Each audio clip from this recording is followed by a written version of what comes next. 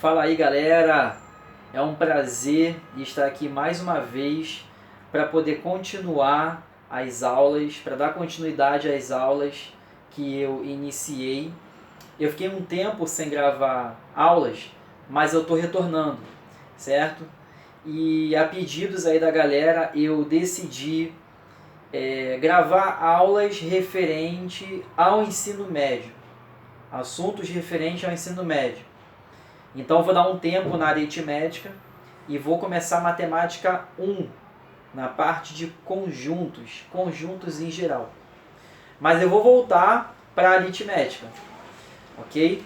Mas eu vou dar um time e vou começar matemática 1, tá certo? A pedidos da galera. Então eu vou começar na parte de conjuntos, que é o primeiro assunto da matemática 1, certo? Aquele assunto lá elementar, né, que a gente viu lá no 5º ano, no 6º ano, a gente vai retomar esse assunto aqui na matemática 1, correto? Bom, e aí a gente precisa ter em mente, em primeiro lugar, qual é a ideia de conjuntos, certo? E aí eu preciso mostrar para você que, na verdade, não existe uma definição de conjuntos.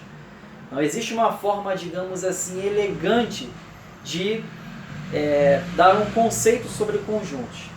O que eu posso afirmar para você é que uma ideia, assim, digamos, mais geral sobre esse assunto é que conjuntos é uma reunião de elementos.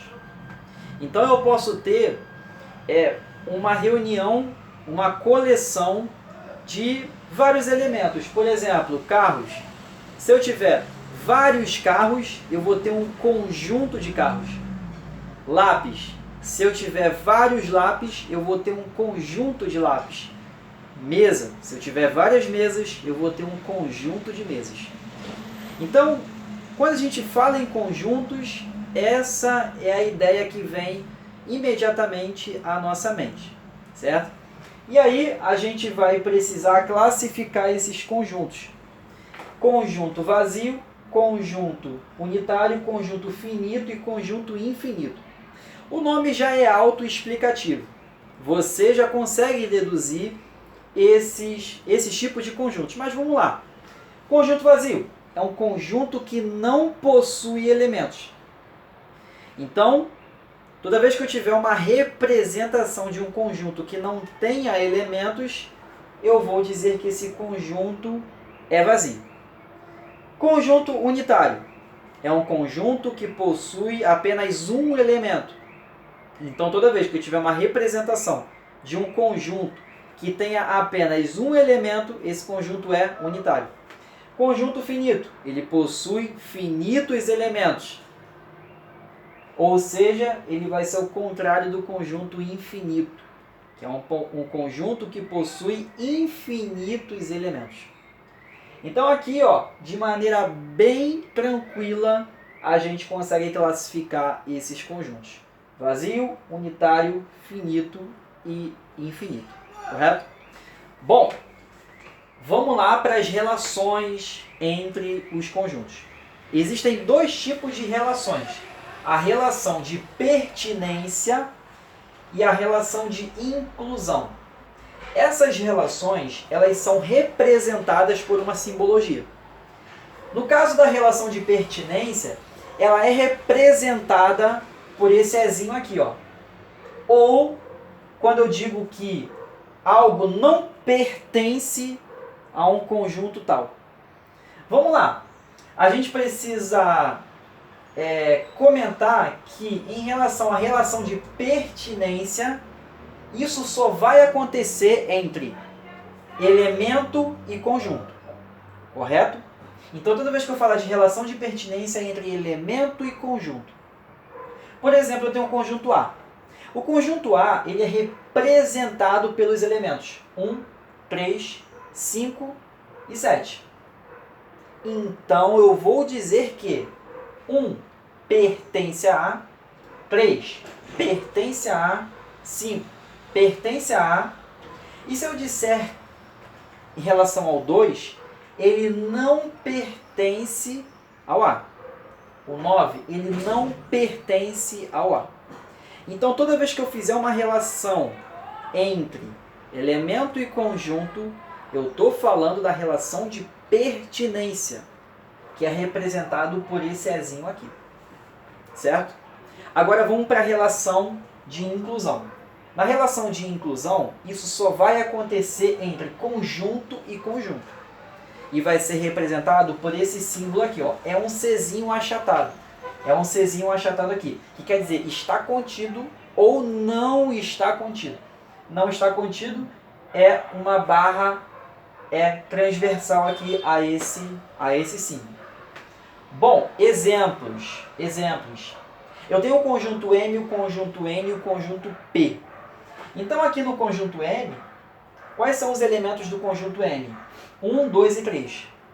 N, quais são os elementos do conjunto N? 0, 2, 3. E P, quais são os elementos do conjunto P? 0, 1, 2, 3 e 4.